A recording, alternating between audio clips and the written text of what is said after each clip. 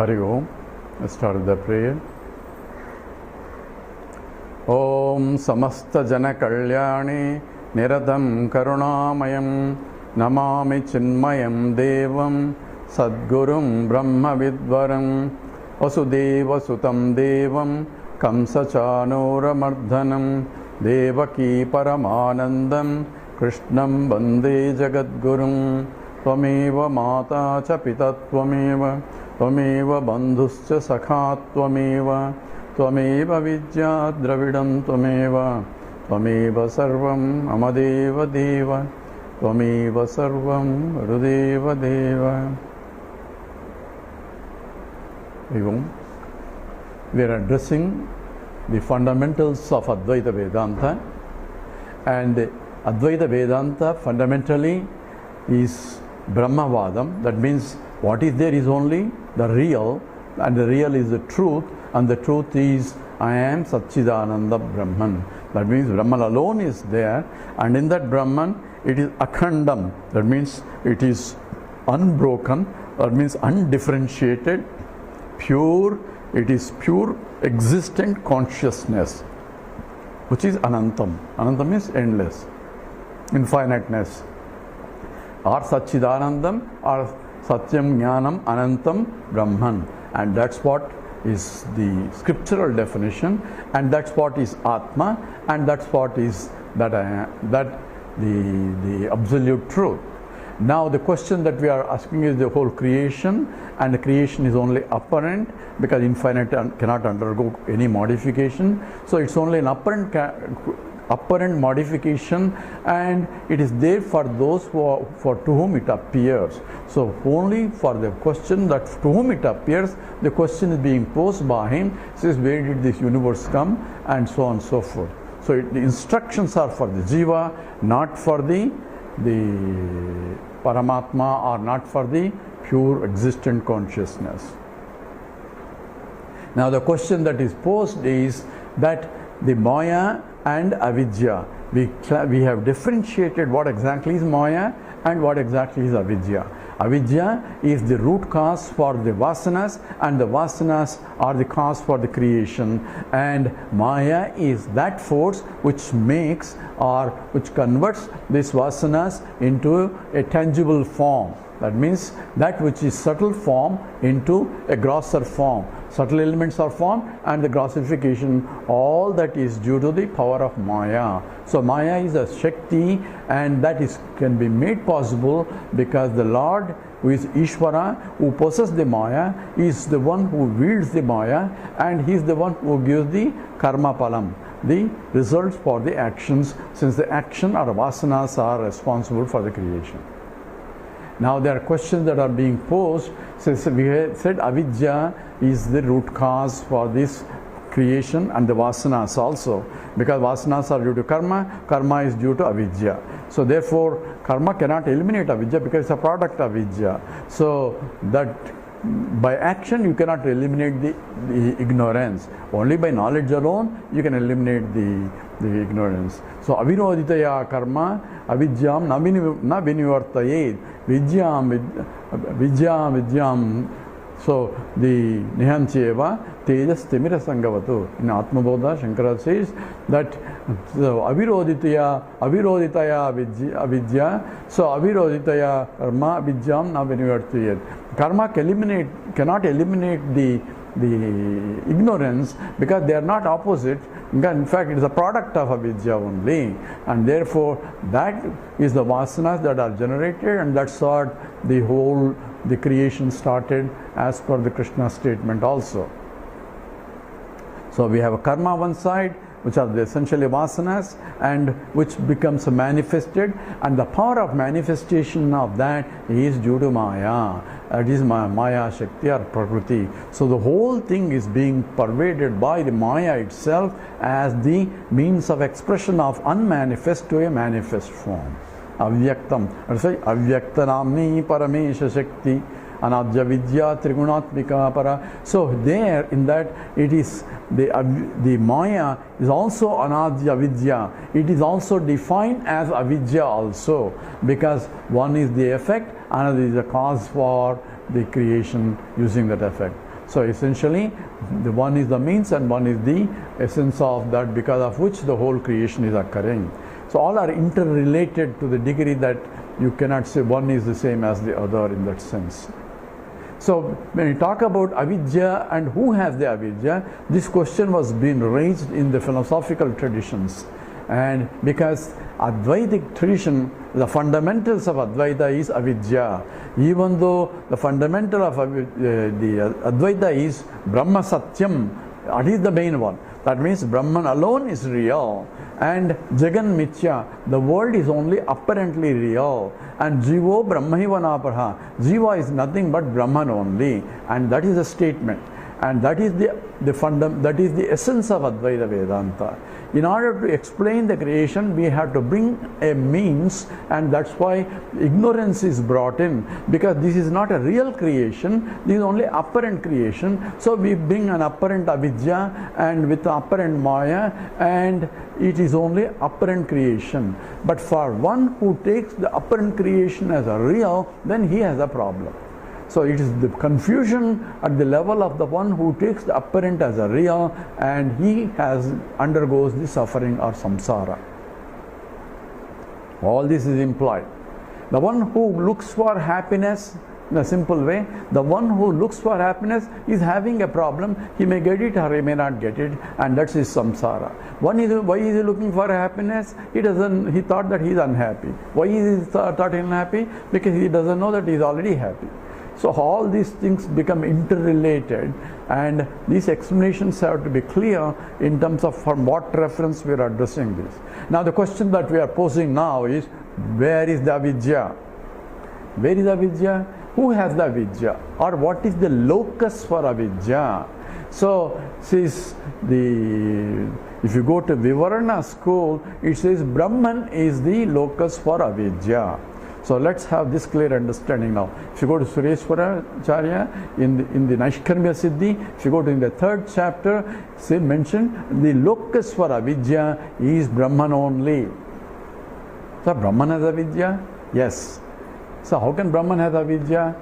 So this is what we need to know. First we need to know what is Brahman. Brahman means infiniteness. So if there is something, whether apparent or real, if there is something, it cannot be away from Brahman. Brahman being infinite, it can only be adhisthana for everything. Because there cannot be anything, we cannot bring something else there for the locus for avidya, because then we have somebody else or something else different from Brahman, and therefore Brahman ceases to be Brahman. So the fundamental rule should be that anything in this universe, Brahman has to be substantive, including avidya, including ignorance also. He is a substantive, if at all. So therefore, locus for avidya has to be only Brahman. From that fundamental point, one has to accept that as because there cannot be anything other than Brahman, and there cannot be anything that can exist without Brahman. Therefore, Brahman, if there is an avidya, whether it's a real or apparent, then Brahman is the cause. If it is a real avidya, then we have another problem. If there is a real avidya means real ignorance. If the ignorance is real, then we have two things that are real. Brahman, who is real, and ignorance that is real. So we cannot have two as a reality, because Brahman being infinite, there is no difference of any kind. So therefore, Brahman doesn't have ignorance also. So we are contradicting the statement. We are not contradicting the statement, we are only explaining from different ontological position. That has to be clear. So when people criticize Advaita Vedanta, he says, how can Brahman have the ignorance? Because if Brahman has ignorance, then number one, Brahman cannot be Brahman, or Brahman cannot have ignorance, because Brahman is the nature of knowledge and ignorance is of the nature of darkness, and one is the nature of light, and light and ignorance cannot go together. So therefore, Bhagavan Ramanuja, in fact, even the Vivaranas, the Bhamati school, says that Brahman cannot have ignorance. Ignorance should be with the Jiva.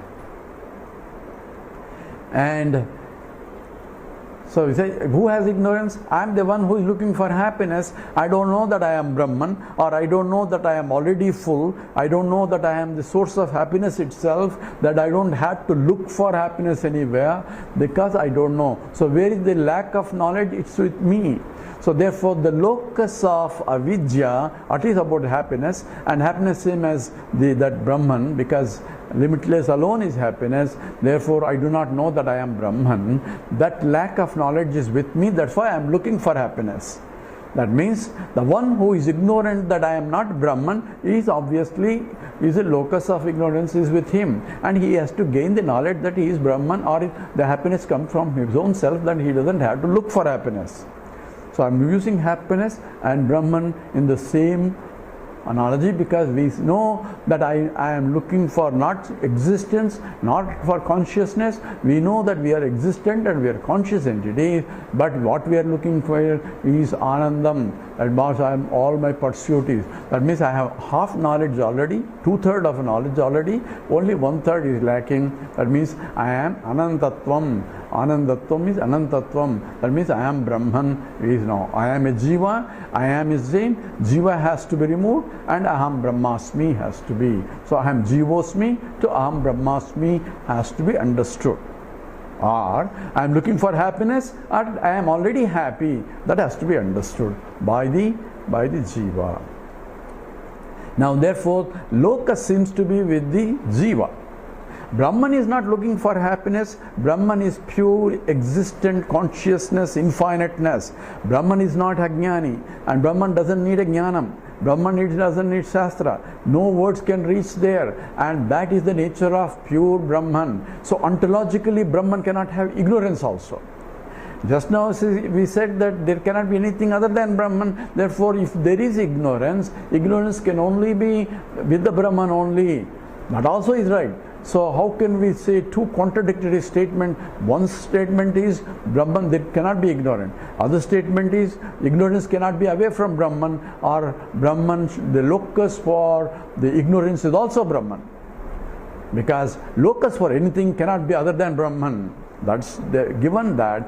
But at the same time, Brahman cannot have it, because he is pure, akhanda, ananda, is akhanda, the existence, and sat, and it is chit nature. So therefore we have to use a fictitious, there is a level of ontologically level of reality, absolute paramarthika satyam, nothing can be talked, and there is no ajnanam also. Only when we are talking about the transactional reality, where we are talking about the world at that level, then only the ignorance comes into picture, maya comes into picture, all the explanations come into picture, and even ajnani and also jnanam also in this level only. From the pure, the Brahman, neither jnani nor ajnani, all that it is jnana swarupam, not jnanam of Brahman is required. So Advaita Vedanta talks about 2 or 3 we mentioned of levels of reality: paramarthika satyam, vyavaharika satyam, and pratibhasika satyam, that we discussed in the previous talks. Therefore all the question of locus of avidya is only at the vyavaharika level only. That we need to understand. Now the question is, from vyavaharika level, since there is nothing other than Brahman, from absolute understanding wise, we have to say even ignorance is also locus is with the Brahman only. So how can you possibly that because of the jnana swarupam? Then we need to go into more details. Now, is it with the jiva? That's what the question by the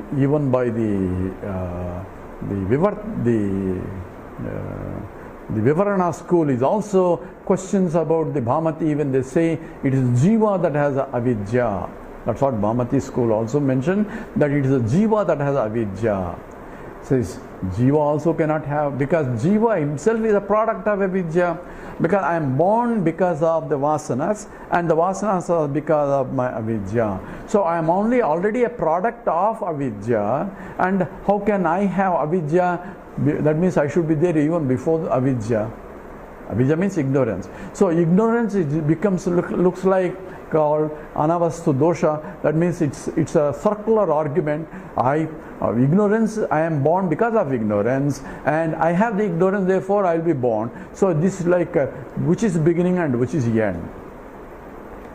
Therefore, some of the acharyas dismiss right away that jiva cannot be the locus of avidya. This has been criticized extensively by Vedanta Deshika and also subsequently by the Sudarsana Suri and so on, other acharyas, and they give different counter arguments and all that in order to support their using the Navya Nyaya. Navya Nyaya, we mentioned, is new logic, and it involves very hair-splitting logic they use to prove that ignorance cannot be, the jiva cannot have a locus of avidya. Now there are several arguments to counter that. Number one, we say the karma is anadi. Remember, the vasanas are also beginningless. So vasanas is due to ignorance. Ignorance is anadi. And karma requires a karta. Karma means action, and the vasanas requires an action who is performing with the notion that I am a doer. That's why vasanas come into picture. So it implies the karma implies a karta. Karta means a jiva already. So jiva is already there for vasanas. All this scriptures, even Bhagavan Ramanuja accept that this is the problem with respect to karma, but he doesn't. He says that is okay with the karma, but not with the avidya. But karma is due to result of avidya only. So what is the problem? Problem is what came first, whether the avidya came first or jiva came first. Avidya anadi cannot come first because it is anadi, beginningless. So it cannot have a beginning. So it was there from the beginning. We was using the word beginning, but it was there without beginning itself. And therefore jiva is also beginningless. Now the question we pose is, when there are two beginningless, what is the first and what is the second? So the question is the question itself is illogical, because when there are two things which are anadi means beginningless, jiva is anadi as well as the avidya is anadi. When there are two things anadi, which came first is itself is a ridiculous question, because it can never be answered. Therefore it is anirvachaniyam. Anirvachan means inexplicable. Avyaktanamni. Say avyaktanamni, it is that which cannot be expressed itself what it is, and therefore it is of the nature of anirvachaniyam, anirvachaniya rupa. Therefore we say it doesn't exist or it doesn't exist. All those things are problems with this. Therefore we cannot question this, what came first. We cannot even answer the question whether the seed came first or a tree came first, or egg came first or a chicken came first, because for egg you need a chicken, for a chicken you need an egg. So which came first in that? So how do we explain that? This is again beginningless cycle. So whenever there is a beginningless cycle, what is the first cannot be answered, and the answer can be that is anirvachaneyam. It is inexpressible. That's what Advaita Vedanta also states. That's one level of answer. Because it depends upon who is asking the question. We classified the answers also in terms of how the question is posed, and therefore how the answer is. We say Brahman is the locus, at the same time Brahman doesn't have anything. So all that is ontologically is valid, just as the Krishna says, Maya tadamidam sarvam jagad avyaktamurtina mastani sarva bhutani. All beings are in me. And in the next statement, nachamastani bhutani, no beings are in me. Is it contradictions? It's not a contradiction. It's ontologically is looking from two different angles. From the paramarthika point, there are no beings in him. From the vyavaharika point, all beings are in him. So both statements are correct. As we understand, we are talking about two reference ontologically, two levels of reality. So paramarthika satyam, there are no beings anywhere. I am pure existent consciousness, infinite, one without a second.